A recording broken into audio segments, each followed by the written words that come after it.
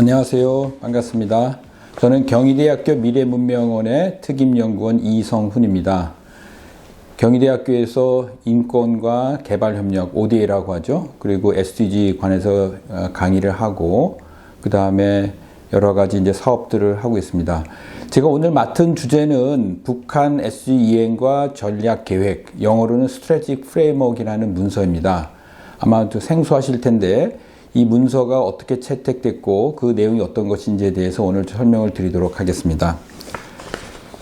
자, 먼저 화면에 보시면은 그 색깔로 이렇게 표시가 되어 있는데 국기가 두 개가 있죠. 하나는 북한, 줄여서 북한이라고 하지만 정식으로는 북한인민주주의 민주공화국이라고 하죠. 북조선이라고 줄여서 하기도 하는데, 그 다음에 유엔이 있습니다. 그 사진에서 보듯이 이제 북한과 유엔이 서로 합의해서 만든 문서입니다. 제가 참고로 여기서 북한이라고 줄여서 하는데 영어로는 DPRK라고 보통 하죠. 그래서 북한이라고 발음하도록 하겠습니다. 자, 이 문서의 정식 제목은 그 한국어로 하면은 유엔과 조선인민민주주의 인민공화국 간의 협력을 위한 유엔 전략 계획 이렇게 되고, 영어로는 Strategic Framework이라는 표현을 씁니다. 그리고 부제가 있는데, 부제는 지속 가능하고 복원력 있는 인간 개발을 향하여. 그래서 이 문서의 목적이 그 인간 개발 또는 인간 발전, 영어는 휴먼 디벨롭먼트인데 그 성격이 지속 가능한, 일시적인 것이 아니라 지속 가능하고, 그 다음에 리질리언트, 이거를 회복력 또는 복원력, 그러니까 하다가 어떤 문제가 생겼을 때 다시 회복할 수 있는 그런 능력을 갖추는 그런 인간 발전 또는 인간 개발, 그거를 위해서 유엔과 북한 당국이 합의한 그 문서라고 할 수 있겠습니다. 근데 기간을 보시면은 이게 2017년부터 2021년, 그러니까 7, 8, 9, 11, 그러니까 5년 동안의 그 계획 문서인데요. 왜 이게 2017년인가 하면은 여러분 알다시피 2015년에 유엔 총회에서 2030 의제, 그러니까 정식 명칭은 이제 지속 가능 발전 그 2030 의제라고 하는데 줄여서 저희가 SDG라고 하죠. Sustainable Development Goals 해서 지속가능 발전 목표. 이것이 2015년에 채택이 됐고, 이것이 채택되면서 전 세계의 모든 국가들이 이걸 이행하기 위한 계획을 만들었습니다. 그래서 북한도 다른 나라 마찬가지로 이행 계획을 만들었고, 이 계획을 만들 때 북한에 있는 유엔 기구들이 함께 협력을 해서 공동 문서를 만든 거죠. 자, 그런 성격이라는 것을 이해하면 좋을 것 같습니다. 그래서 이 문서를 제가 설명하기 전에 간략하게 북한의 경제사회 개발과 이 SDG가 어떻게 연계되는지에 대해서 간략하게 좀 설명하겠습니다. 여러분 알다시피 경제사회 발전, 이 문제는 대부분의 국가들이 중요하게 이제 그 생각하고 이것과 관련한 정책들을 만들고 시행을 하고 있죠. 근데 이거는 유엔도 마찬가지입니다. 이제 정부 간 기구인 유엔도 당연히 이 경제사회 발전 문제에 대해서 중요하게 생각하고 여러 가지 정책과 사업을 이제 전개하고 있는데, 이 분야에 관련해서는 북한에서는 3개의 문서가 있습니다. 그 표에서 보듯이 첫 번째는 국가 경제 발전 5개년 전략, 그러니까 National Economic Development Strategy라고 하죠. 보통 대다수의 개도국들이 다 이런 문서를 갖고 있고, 한국도 마찬가지입니다. 한국도 60년대부터 90년대까지는 5개년 계획을 세웠습니다. 그러니까 초창기 경제개발을 좀 더 체계적으로 하기 위해서 이런 계획을 가졌고, 북한은 여전히 이 계획을 갖고 있는 거죠. 이거는 북한 당국이 스스로 만든 겁니다. 근데 기한을 보시면 알겠지만은 2021년부터 2025년까지 5개년이고, 이 전에도 있었죠. 이 전에는 당연히 2016년부터 2020년까지, 그래서 올해부터 다시 새로운 걸 만들어서 시행하고 있고요.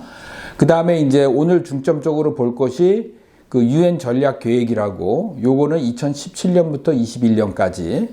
그 다음에 또 새로운 게 하나가 있는데, 유엔 SDG 이행 자발적 국별 보고라는 것이 있습니다. 아마 다른 강의에서 좀 더 자세히 다룰 텐데, 영어로 VNR이라고, Voluntary National Review라고 하는데, 2015년에 유엔 총회에서 SDG가 채택이 됐고, 이게 채택이 되면서 모든 나라들이 정기적으로 와서 보고를 합니다. 어떻게 SDG를 이행했는지 보고를 하게 되는데, 이 보고를 북한은 2021년에 첫 번 했습니다. 그러니까 6년이 지나서 첫 보고를 한 거죠. 이 공식 문서가 있습니다. 자, 그래서 이 3가지 문서가 서로 이제 연계가 되어 있는데, 다 이 핵심은 SDG, 지속가능한 발전 목표고, 첫 번째 그 국가경제발전 5개년 계획은 북한 당국이 주도적으로 이렇게 만든 거고, 나머지 그 두 번째 거는 유엔과 협력해서 만들고, 세 번째 거는 북한이 그 SDG 이행한 그 결과를 보고한 요 세 가지 문서. 이 내용적으로 상당히 연관이 있습니다. 그렇기 때문에 같이 볼 필요가 있는데, 이번 시간에는 그 두 번째 문서 전략 계획에 대해서 중점적으로 살펴볼 예정입니다. 자, 그 요 세 가지 문서를 제가 이제 간단히 설명드릴게요. 참고로 한국은, 대한민국은 2016년에 VNR, 그러니까 자발적 국별 보고를 했습니다. 그러니까 2015년에 만들어지고 바로 다음에 이렇게 했고요. 그래도 두 번째 보고는 아직 안 했는데, 내년이나 아마 후년쯤에 한국도 하게 되지 않을까. 그렇게 하게 되면은 이제 북한도 최근에 2021년 보고가 있고, 만약에 내년이나 후년에 하게 되면은 남한도 하게 되고, 그러면 이 두 가지를 같이 비교하면서 남북한의 어떤 협력 또는 경제 발전에 대한 그 데이터가 확보가 되고 좀 더 많은 논의가 있으리라고 이제 생각합니다. 자, 요 사진은 그 앞에서 얘기했던 그 5개년 계획, 경제개발 5개년 계획이 올해 1월, 2021년 1월 조선노동당 제8차 대회에서 채택이 됐습니다. 그래서 그 사진이고요. 여기서 공식 채택돼서 5년간 이거에 따라서 이제 진행된다는 거고, 그 다음 사진은 그 VNR이라고 뉴욕에서 있었는데, 알다시피 코로나19 상황으로 인해서 대부분이 다 비대면으로 진행이 됩니다. 그래서 보고서를 제출을 했고, 뉴욕에 있는 김성 대사, 그러니까 북한 대사죠. 이분이 이제 화면으로, 영상으로 이제 발표를 하고 질의응답 시간을 가졌습니다. 그 옆에 있는 그 사진은 그 보고서의 표지입니다. VNR 보고서 표지고요. 맨 위에 보면은 북한 국기가 있고 그 옆에 SDG 로고가 이렇게 담겨져 있습니다. 이것이 이제 2021년 7월 달에 있었던 그 거고요. 여기를 통해서 과연 SDG가 어떻게 이행되고 있는지에 대한 좀 더 최근의 정보를 저희가 얻을 수 있었습니다. 자, 그 다음에 본 사진은 이 전략 계획이라는 거에 이제 서명을 했습니다. 서명이 있는데 서명이 굉장히 많죠. 첫 번째 있는 거는 북한 대표와 UN 대표. 보통 이제 UN 그 당시에 13개의 기관이, 그러니까 UN 기구가 북한에서 이제 사업을 하고 있는데 13개 그 서명이 쭉 있고요. 그 다음에 그걸 대표해서 그 상주 조정관이라 그러죠. 이 전체를 대표하는 거 보통 이제 UNDP, UN 개발계획에서 담당하는데 그분이 이제 서명을 했습니다. 그래서 공동의 약속을 이렇게 한 거고요. 바로 이어서 13개 기관의 그 명단이 쭉 나옵니다. 자, 13개의 UN 기구가 북한에서 지금 사업을 하고 있다는데 여러분 궁금하지 않으세요? 13개 한번 리스트를 좀 볼까요? 자, 첫 번째는 식량농업기구, FAO라고 하죠. 그 다음에 두 번째는 UN 인도주의 업무조정국.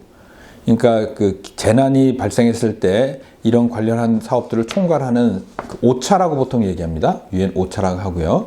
그 다음에 UN 개발계획, 가장 그 다양한 방면에서 개발 사업을 이제 관장을 하고, 그 UNDP의 대표가 보통 UN 전체 이제 대표, 조정관 역할을 하게 되죠. 그 다음에 환경계획도 있습니다. UNEP도 있고요. 그 다음에 이제 아시아태평양 경제사회 이사회라고 그 UN 에스캅이라고 보통 부르죠. 방콕에 본부가 있고, 그 다음에 인천 송도, 한국 인천 송도에 동북아시아 사무소가 있습니다. 그건 이제 지역 사무소가 되는 거고요. 거기를 대표해서 연락관으로 북한에 직접 그 상주하는 사람이 있는 거죠. 그 다음에 유네스코도 있습니다. 그러니까 유네스코도 있고요. 교육과학문화기구죠. 그 다음에 이제 UN 인구기금이 있고, 그 다음에 아동기금 유니세프가 있고요. 그 다음에 우니도라고 공업개발, 그러니까 산업개발을 주로 하는 기구. 그 다음에 UN 재난위험경감사무국이라는 게 있습니다. 이게 이제 보통 홍수라든지 지진이라든지 이런 문제들이 났을 때 이거를 이제 다루는 기구고요. 그 다음에 UN 프로젝트 조달기구, UNOPS라고 하는데, 당연히 이거는 이제 기술적으로 유엔의 다양한 사업을 그러니까 기술적으로 이제 지원하는 되고, 그다음에 세계 식량기구 WFP가 있습니다. 그러니까 기아 문제를 다루고 있죠. 그다음 마지막으로 세계보건기구. 이렇게 13개, 굉장히 다양하죠. 13개나 되는 유엔의 기구들이 그 북한에서 같이 사업을 하고, 이 13개의 기구가 이번에 전략계획을 만드는 데 참여를 했습니다. 그리고 당연히 이제 참여를 했기 때문에 이거를 시행하는 데도 지금 참여를 하고 있고요. 자, 이렇게 13개의 유엔 기구들이 참여해서 만든 이제 그 유엔 전략 계획의 내용을 보도록 하겠습니다. 제가 목차를 사진으로 지금 보여드리는데 한국어가 있고 영어가 있는데 그 같이 이제 비교를 해보시면 이제 알겠지만은 앞부분은 이제 앞에 그 서명 있죠. 그 선언, 커미트먼트에 대한 이제 서명이 있고, 그 다음에 약어들이 굉장히 많기 때문에 약어들을 이렇게 쭉 정리하고 있고요. 그 다음에 이제 개괄하고 서론, 그 다음에 이제 본격적으로 이제 내용에 들어가게 되는데, 내용에 보시면 알겠지만은 전략 우선순위라고 하죠. 영어로는 priority라고 얘기하는데, 이 네 가지가 그러니까 북한 당국과 그 유엔 기구들이 공동으로 우선적으로 사는 분야라고 이렇게 얘기하고 있습니다. 자, 첫 번째는 식량과 영양 안보, 그 다음에 사회개발 서비스, 그 다음에 세 번째는 보건력과 지속 가능성. 이 보건력은 이제 회복력이라고도 하죠. 그 다음에 데이터와 개발 관리. 이렇게 네 가지 분야에 대해서 얘기를 하고 있고, 그 다음 장에서는 관리. 이걸 어떻게 관리할 건가? 매니지먼트. 그 다음에 여섯 번째 챕터에서는 모니터링과 평가를 어떻게 할 건가? 그리고 부록에서는 그 앞에서 얘기했던 네 가지 전략 우선 분야 있잖아요. 거기 성과 목표. 그래서 이 네 가지를 한 다음에 구체적으로 우리가 뭘 달성해야 되는지에 대해서 요약을 해주고 있습니다. 자, 그러면 하나씩 이제 보도록 하겠습니다. 자, 이 네 가지 영역을 하기 전에 원칙을 먼저 유엔과 북한 당국이 이제 합의를 했습니다. 근데 굉장히 흥미로운 것이 여러분 알다시피 그 북한 관련한 여러 가지 이슈들이 있잖아요. 핵무기 개발도 있고 인도적 재난도 있지만 인권 문제도 굉장히 심각하게 다뤄지고 있죠. 그래서 북한 입장에서는 인권을 굉장히 부담스럽게 생각하는 경향이 많은데 이 문서에 명시적으로 인권 기반 접근을 한다라는 것이 들어가 있습니다. 굉장히 아주 고무적인 일인데요. 그래서 이제 7가지의 원칙이 뭐냐면 첫 번째는 지속가능 발전 목표. 그러니까 2015년에 채택을 했고 북한도 이 지속가능 발전 목표에 대해서는 아주 적극적으로 참여하고 있습니다. 그래서 2015년에 그 당시 이수용 외교부 장관이죠. 우리식으로 얘기하면은 외교부 장관이 유엔 총회에 참석해서 연설을 하면서 이 SDG를 적극적으로 환영한다. 그리고 특히 이제 과학 기술의 중요성에 대해서 굉장히 강조를 많이 했습니다. 그래서 SDG가 이 북한과 유엔 협력의 가장 기본이 된다라는 걸 확인을 하고요. 두 번째 바로 나온 것이 인권 기반 접근을 한다는 겁니다. 그래서 어떤 분들은 이 지속가능 발전 목표하고 인권을 분리시키는데 그 지속가능 발전 목표 17개죠. 그 내용을 이렇게 보면은 자, 거기에는 이제 우리 기아도 있고 교육도 있고 건강도 있고 뭐 에너지 여러 가지가 있습니다. 이 모든 것들이 인권이라고 할 수 있는 거죠. 그러니까 교육에 대한 권리, 뭐 노동권, 그 다음에 식량권이라든지, 근데 그런 것들이 다 담겨 있거든요. 그래서 인권 기반 접근을 한다라는 것은 그 교육의 문제 또는 식량의 문제, 건강의 문제를 다룰 때 그냥 사회 문제 다루듯이 하는 것이 아니라 인권의 원칙을 가지고 적용한다라는 이거를 이제 북한과 유엔이 같이 이제 합의를 했다라는 거죠. 이게 굉장히 중요한 내용이고요. 그 다음에 성평등, 뭐 당연한 거죠. 성평등. 남녀평등, 그 다음에 이런 경제활동이나 정치적 그 정부 공무원이 할 때 남자만 하는 것이 아니라 동등하게 형평성 있게 접근해야 된다라는 거, 그 다음에 환경적 지속 가능성, 그 다음에 제도적 지속 가능성, 그 다음에 보건력, 회복력. 앞에서 얘기했듯이 그러니까 경제개발 하다 보게 되면 여러 가지 재난에 또는 위기 상황이 닥칠 수 있잖아요. 코로나 같은 경우는 그런 거죠. 전혀 예상하지 못하는 이런 거를 닥쳤을 때 주저앉는 것들이 아니라 다시 물론 처음에 어려움은 있지만은 다시 이걸 회복하는 이것도 굉장히 중요한 원칙이라는 것. 그 다음에 성과 기반 관리라는 것은 그 말로만 하는 것이 아니라 실질적으로 취약계층의 삶이 얼마나 더 좋아졌느냐 이것들을 실질적으로 증명해낼 수 있는 그런 그 기반에서 그 사업을 관리한다라는 그 7가지 원칙을 먼저 합의를 했습니다. 그래서 나중에 이 원칙이 왜 중요하냐면은 과연 이런 그 전략 계획을 통해서 얼마만큼 제대로 이것이 가고 있느냐 했을 때 이 원칙을 다시 들여다보게 되는 거죠. 만약에 나중에 평가를 했을 때 제대로 이것이 달성이 안 됐다 하면 여러 가지 분석을 하잖아요. 그때 이 원칙을 과연 지켰는지를 한번 따져보게 된다는 거죠. 그런 면에서 이 7가지 원칙은 굉장히 중요한 의미를 지닌다고 할 수 있겠습니다. 자, 그 다음에 이제 이번 전략계획의 목적에 대해서 좀 살펴보도록 하겠습니다. 분명히 이 문서에서는 뭐라고 얘기하고 있냐면은 북한에서 유엔의 목표는 북한 주민, 특히 취약계층의 복리 증진을 위한 북한 정부의 활동을 지원하는 데 있다라고 아주 명시하고 있습니다. 자, 유엔 13개의 유엔 기구들이 북한에 있는데 이 역할들은 북한 주민이라는 거죠. 북한 주민이고 그 다음에 북한 주민의 복리를 증진시키는 기본적으로 북한 당국, 정부의 역할이고 그 정부의 역할을 잘할 수 있도록 지원하는 것이 유엔의 역할이라는 거죠. 이게 굉장히 중요합니다. 그러니까 유엔이 있지만은 유엔이 북한 정부를 대신해서 하는 것이 아니라 북한 정부가 그 잘 할 수 있도록 도와주는 그런 역할이라는 거. 그 다음에 그래서 이 전략 계획은 구체적으로 어떤 사업을 언제 누가 하느냐 이거를 얘기하는 건 아닙니다. 그거는 개별 그 사업에서 유엔 기구가 북한의 구체적인 이제 뭐 정부 부처나 기관들이 되겠죠. 그때 하는 거고 이 문서는 북한에 상주하는 13개의 인권 기구의 전반적인 활동 방향. 그래서 4가지 13개의 기구인데 4가지 전략 분야잖아요. 그러니까 각 분야에는 뭐 최소한 3개나 5개, 6개 정도의 유엔 기구들이 공동 사업을 하게 되겠죠. 그런 것들을 공동 사업을 하다 보니까 공동 사업의 방향, 목적, 내용들을 규정한 문서라는 겁니다. 그리고 또 하나 이제 흥미로운 것이 이 문서에서 뭐라고 했냐면은 그 유엔의 역할이 단순한 물자 지원이 아니라는 거예요. 그러니까 그 재난이 났을 때 식량을 던져주고 알아서 하시오 하고 떠나는 그런 것들이 아니라 이런 물자 지원이 국제적인 원칙, 그러니까 유엔이 만드는 원칙, 그 유엔이 만드는 원칙이라는 북한 포함해서 많은 나라들이 참여해서 함께 만든 거거든요. 그걸 보통 저희가 보편적 기준 뭐 이렇게 얘기하는데 이런 국제적인 원칙과 가치, 기준, 노하우를 북한에 공유하는 거라는 거죠. 물자 지원은 끝나는 게 아니라는 겁니다. 그래서 그에 따라서 이 계획을 만들 때 이 구성, 특히 인도적 측면과 장기적 개발을 모두 포괄한다는 거죠. 만약에 인도적 지원만 있으면 물자 지원하고 떠날 수도 있어요. 그렇지만 유엔 역할은 그걸로 끝나는 것이 아니라 환경, 경제, 개발 모든 분야, 교육 등등 이 분야에 이 북한이 제대로 이 사업들을 잘 해서 북한 주민들, 특히 이제 취약계층의 복리가 증진될 수 있도록까지 유엔의 역할이라는 거죠. 그런 이유로 상주를 하는 거죠. 그래서 같이 상의하고 협업하고 그런 이제 이른바 코워크라고 영어로 얘기하죠. 그걸 한다라는 거죠. 이런 취지에서 4가지를 이제 설정했다는 겁니다. 자, 그 4가지 하나씩 지금부터 보도록 할게요. 식량 및 영양 안보입니다. 자, 이 4가지를 이 제목인데 이 내용을 SDG랑 연관해서 좀 설명하는 게 좋을 것 같아요. 그래서 그 계획 안에도 이제 언급이 되어 있는데 첫 번째 식량 하게 되면은 저희가 2번을 많이 얘기를 하죠. 그러니까 SDG 2번이 기아 문제를 다룹니다. 그 다음에 농업 문제도 다루고요. 그 식량 안보를 이렇게 많이 다루는데 여기서 이제 구체적으로 영양 안보라는, 왜냐면은 기아로 인해서 제대로 밥을 먹지 못하고 영양 실조 걸린 아동이 굉장히 많죠.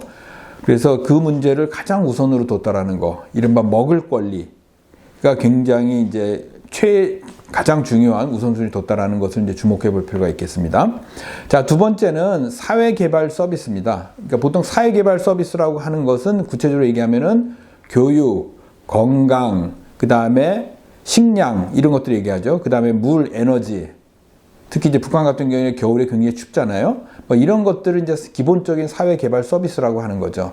이 분야도 두 번째 목표로. 그러니까 시작부터가 그 취약계층 중에서 가장 어려운, 다시 말해서 새끼 제대로 식사를 못해서 영양이 부족한 거를 가장 우선으로 하고 그 다음에 교육, 건강, 그 다음에 마실 물, 에너지 이런 분야가 두 번째로 됐다라는 거죠. 자, 세 번째의 그 전략 우선순위는 회복력과 지속 가능성입니다. 회복력이라는 것은 기본적으로 국가가 어느 정도 장기 계획을 갖고 사업을 추진하는 거죠. 그러니까 추진하다가 뭐가 문제가 생긴 거예요. 그러니까 문제가 생기니까 이거를 다시 잠시 주춤하고 그 다음에 뭐 뒤처졌지만 다시 이제 원 상태로 하고 그 다음에 지속 가능성이라는 거는 뭐 환경적 지속 가능성을 보통 얘기를 하겠죠. 그런 과정 속에서 한국도 그렇지만은 경제 사회 개발을 하면서 환경 파괴가 굉장히 심했거든요. 그래서 환경 파괴로 인해서 오히려 또 사람들이 예를 들어서 대표적인 게 우리 공기의 질이죠. 경제 개발의 결과로서 그 공기가 오염이 되고 물이 오염이 되고 그걸로 인해서 많은 사람들이 이제 피해를 보게 되는 거죠. 그래서 SDG 관점에서는 7번, 11번, 12, 13, 15 요거는 문서에서 언급을 한 건데 근데 여러분이 이 SDG 내용을 다 알고 계시나요? 그래야지 이제 얘기가 자연스럽게 연결이 되는데 그 다음 페이지에 보면은 제가 그래서 SDG 그 로고를 가져왔습니다. 모두 17개가 있죠. 굉장히 아주 컬러풀한데 여기 보시면은 자 7번이 에너지를 얘기하고요. 6번이 물입니다. 물과 식수고 7번이 에너지고 그 다음에 13번이 기후위기를 얘기하죠. 기후변화입니다. 그 다음 14번이 해양생태계 바다 오염이라든지 물 오염 같은 거 얘기하는 거죠. 그 다음 15번이 육상생태계를 얘기합니다. 뭐 사막화라든지 토질 오염이라든지 이런 것들을 얘기한다라는 거죠.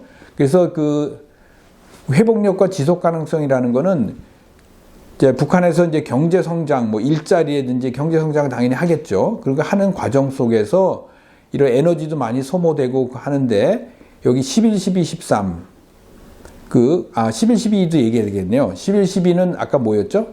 그 11, 12는 그 11번은 도시화를 얘기합니다.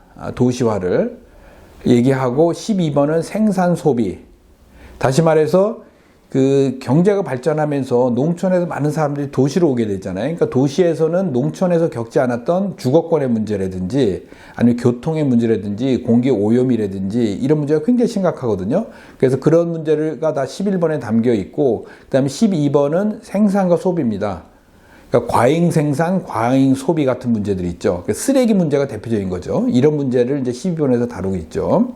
그래서 그 7번, 11번, 12번, 13번 이런 문제들을 이제 집중적으로 여기서 이제 언급을 하고 있습니다. 그 다음에 이제 15번 앞에서 얘기했듯이 15번은 이제 육상 생태계가 되는 거죠. 자, 이런 회복력과 지속 가능성 문제를 이제 다루고 그 다음에 마지막은 이 앞에 세 개가 대부분이 그 특정 분야에 관한 거잖아요. 식량, 사회개발, 그 다음에 환경 이런 문제들인데 이런 문제를 할 때 데이터와 개발 관리가 굉장히 중요하다는 거예요. 그러니까 북한에서 지금 가장 어려운 게 뭐냐면은 통계가 제대로 잡히지 않기 때문에 상황 파악이 잘 안 된다라는 거예요.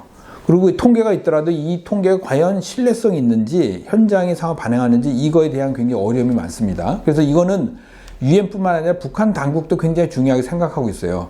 그래서 가장 마지막이 2018년으로 기억하는데 그 센서스를 하죠. 전국 인구 조사를 하는데 그게 굉장히 부실하다는 평가를 받아서 유엔에서도 어떻게 하면은 이 통계 데이터 역량 강화를 할까에 대해서 많은 관심을 갖고 실질적으로 북한의 공무원 분들이 유엔에 가서 교육도 받고 이런 것들을 많이 했습니다. 이게 이제 SDG로 얘기하면 17번이 되고요.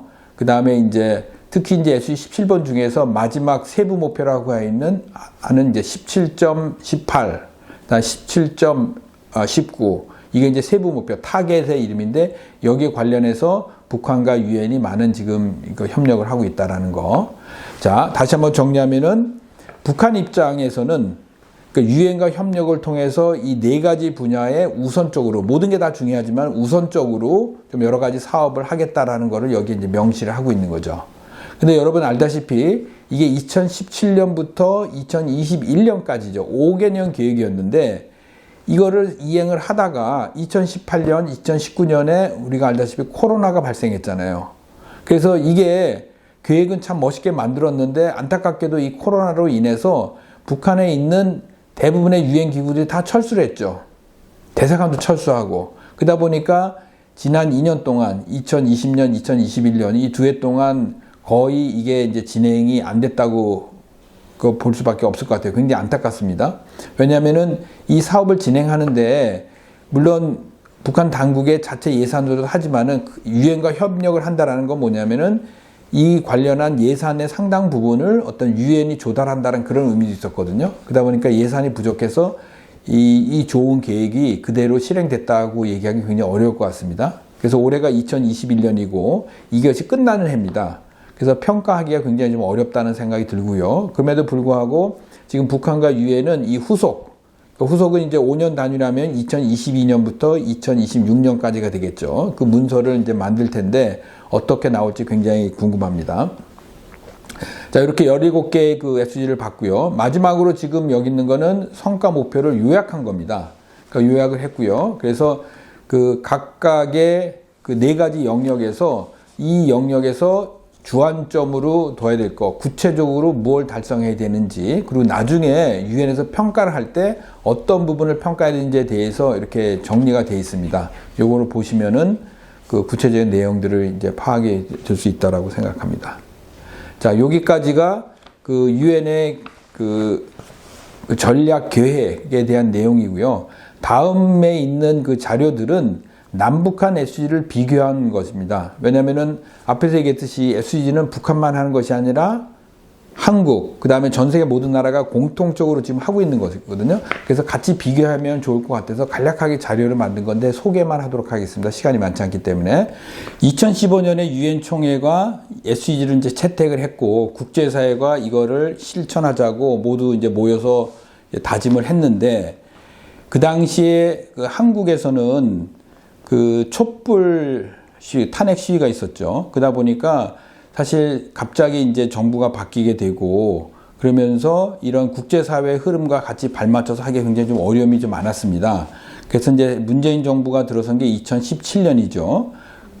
그래서 이제 뒤늦게 이제 국제사회의 흐름에 맞게 SDG 계획도 세우곤 했는데 한편으로는 여러분 잘 알다시피 2018년에 평창 동계올림픽을 계기로 그 전에 굉장히 남북 관계 안 좋았고 북미 관계도 핵 위협이 굉장히 고조가 됐었잖아요. 근데 이게 전환이 되면서 평화 무드로 이렇게 가게 됐고 그러면서 남북 관계 그다음에 북미 관계가 굉장히 큰 변화가 있었죠. 그러다 보니까 한국에서는 사실 SDG보다는 이런 비핵화라든지 평화 안보 문제가 큰 화두로 있었고 그래서 사실 SDG가 크게 주목을 받지 못했습니다. 그러나 최근에는 이런 남북 관계가 약간 진전이 안 되고 오히려 이제 그 고착화되면서 다양한 그 남북 관계를 풀고자 하는 이제 시도가 이루어지고 있는데 그렇게 하게 되면서 SDG에 대한 관심을 최근에 좀 많이 갖게 되는 것 같아요. 근데 아직 구체적인 뭐 어떤 성과가 있는 건 아니지만은 그래서 SDG를 저희가 볼 때 그러니까 북한의 경제 발전이 SDG와 굉장히 긴밀하게 연관이 돼 있고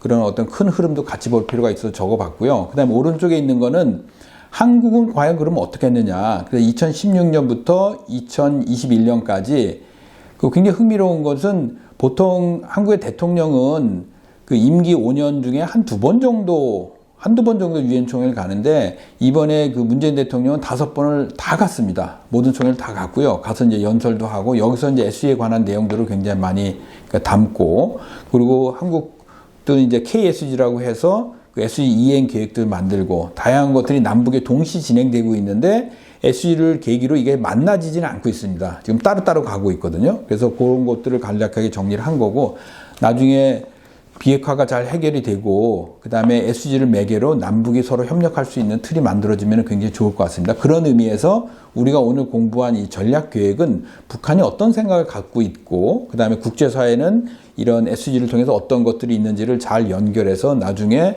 그 긴 안목을 가지고 그 한반도의 평화와 이런 그 경제 협력을 구상을 하는데 그 굉장히 중요한 데이터를 제공하고 있다고 생각합니다. 그 다음에 북한 SDG도 간략하게 정리를 했습니다. 자, 2015년에 앞에서 얘기했듯이 이수영 외상이 유엔 총회에 참석했고요.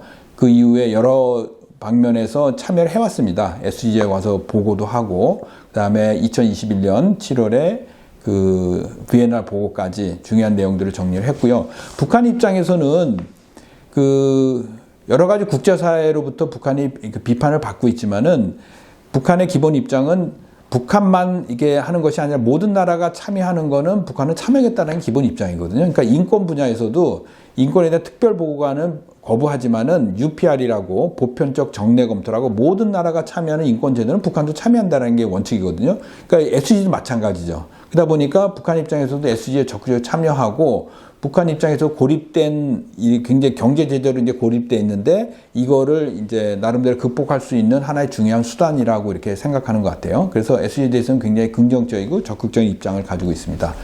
그 다음에 이 표는 이 SDSN이라는 국제 그 제프리 sak스 교수가 주도해서 만든 지속가능 발전 해법이라고 솔루션 네트워크라는 데입니다.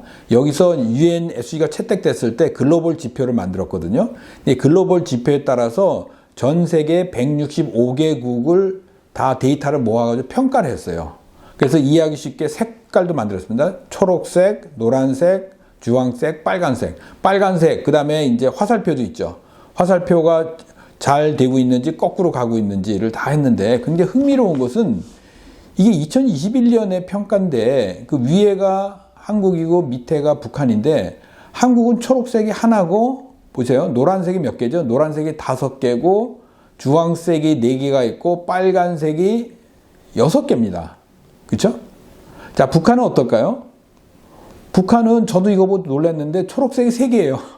초록색이 3개고 빨간색이 6개고 노란색이 하나고 주황색 2개, 회색이 3개가 있습니다. 회색이 있다는 건 뭐냐면 데이터가 충분하지 않아서 평가하기 어렵다라는 거예요. 자, 이걸 어떻게 해석해야 될까요? 북한이 초록색이 3개예요. 근데 남북한이 공통으로 초록색이 뭐냐면 4번 교육입니다. 역시 남북한이 체제는 달라도 교육열은 굉장히 열심인 것 같아요. 그거는 괜찮은데, 자, 북한이 초록색인 게 12번하고 13번이죠. 자, 12번은 생산 소비죠. 그거는 기본적으로 과잉 생산, 쓰레기 문제를 얘기하는 거거든요. 북한은 사실 생산할 게 없죠. 경제가 발전 안 됐기 때문에. 근데 한국 같은 경우는 워낙 쓰레기가 많기 때문에 오히려 이 분야에서는 국제 기준을 볼 때는 북한이 오히려 좋은 평가를 받는다는 거예요. 쓰레기가 안 나온다는 거죠. 그 다음에 또 흥미로운 게 뭐냐면 기후위기입니다. 13번은 기후위기예요. 기후위기는 결국에는 산업화의 결과잖아요. 그러니까 오염물질을 많이 배출한 거거든요. 그러니까 기후위기의 대부분 빨간 날은 어디냐면 미국, 유럽 국가들입니다. 아프리카 국가들은 오염시킨 게 없어요. 산업이 개발 안 됐기 때문에. 북한도 마찬가지예요. 그래서 굉장히 흥미로운 데이터입니다. 자, 이 데이터를 가지고 그럼 우리가 어떻게 남북 협력의 방식을 만들어 볼까? 이런 해서 이게 제가 비교를 해드린 거고요. 그 다음에 있는 거는 이거는 4년치를 모은 겁니다.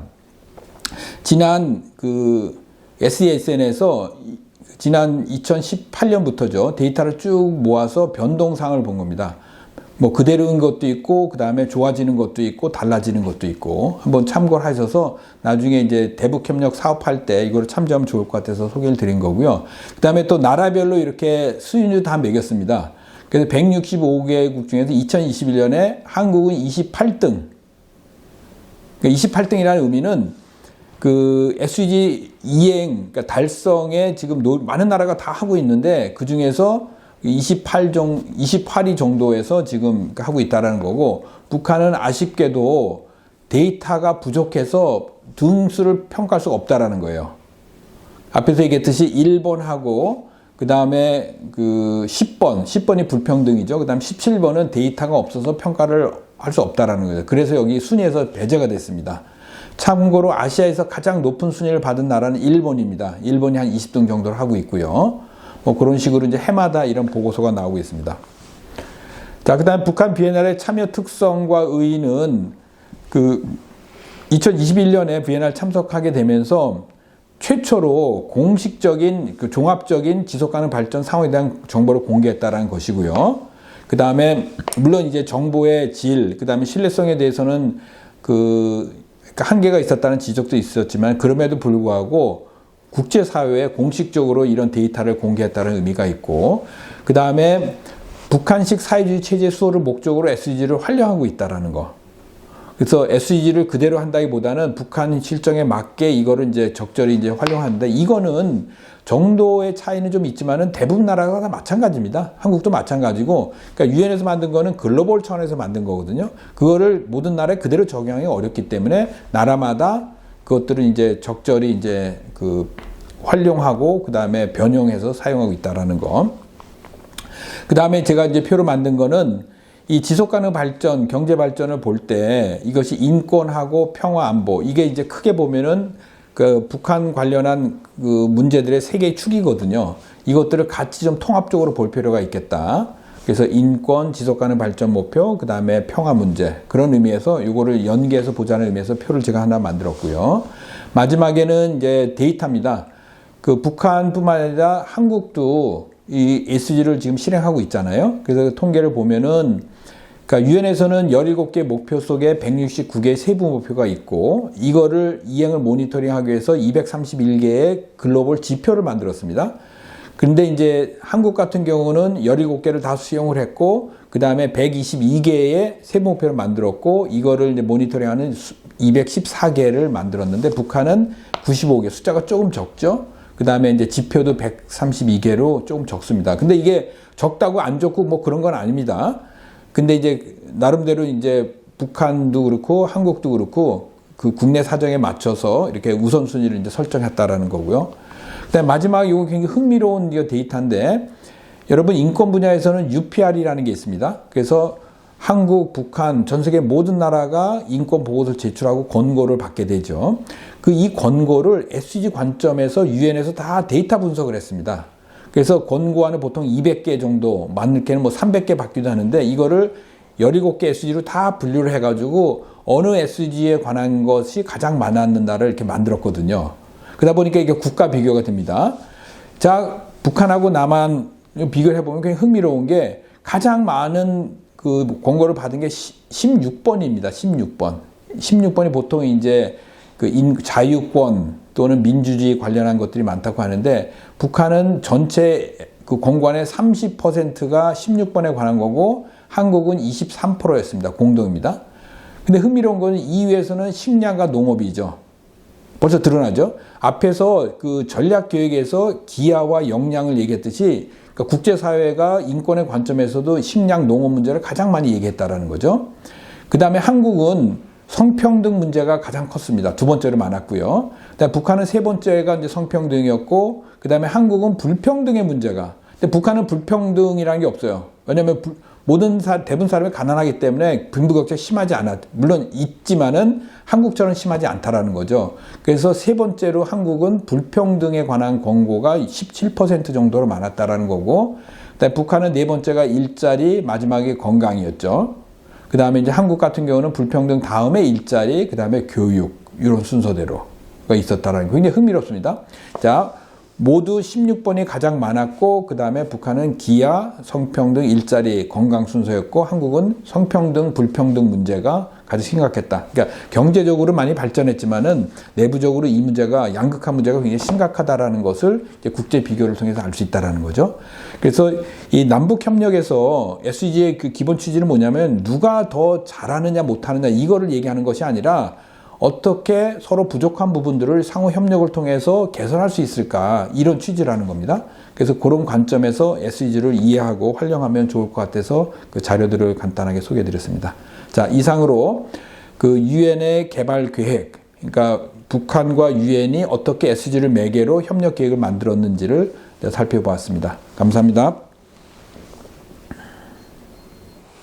First question. As the strategic framework can be very hard to understand, could you try to explain it in a brief and casual way so that the general public can grasp the idea? One or two sentences. Let me try. Yeah. So this is an official agreement between the DPRK and UN about their cooperation, so which means this will be the guide. So whenever there is a project between the North Korea and UN, this will be the guide, so that we can understand what kind of project they want to implement, what kind of the problem they want to solve through this project. So once again, this is an agreement and also guide for cooperation. Awesome, thank you. Second question, what is exactly the Voluntary National Review? Voluntary National Review, as I said, it's a voluntary, but many countries voluntarily participate in this process. So some country once every 2 years, some country every 3 years, some country never participate. Like the United States of America has not participated in the VNR at all, unfortunately. But North Korea first time 2021. So they review the implementation of SDG in their own country, and according to guideline, they submit a report. It's usually 30-40 pages, so that international community can understand what's happening in their own country regarding SDG implementation. Thank you. Third question, why did North Korea decide to actively participate in the strategic framework this current term? Because North Korea is interested in working with the UN. Because North Korea is a member of UN, it's a member state, and also they also have a responsibility to implement SDG because SDG was adopted at the UN General Assembly. So it's very natural for North Korea to participate in the implementation SDG and also VNR and also any other UN activities. Since the beginning of the term in 2017, what are the key improvements and takeaways that we can highlight? That's a little bit difficult to answer because of coronavirus, the situation, everything has changed. So it's very difficult to measure the progress according to this strategic framework. So it's really difficult to answer this question. Sorry. Oh, I absolutely understand. Okay, second to last question. What are the biggest difficulties or problems that have arisen with the implementation of the strategic framework in North Korea? As I said, the number one is COVID-19, and also number two, economic sanction. Because of economic sanction, there are a lot of difficulties for humanitarian assistance and also development cooperation because we cannot enter the country. And so these are the major obstacles. Coronavirus, the other one is economic sanction against North Korea. What are the ways North Korea aims to develop friendly relations and friendly partnerships with other member states? Of course, North Korea wants to be friend of every country, North Korea doesn't want to make any enemy, right? But problem is security concerns. North Korea wants to secure their own security. That's why they developed the nuclear, But which is not acceptable to international community, especially the Security Council of the United Nations. So this has to be resolved peacefully as quickly as possible.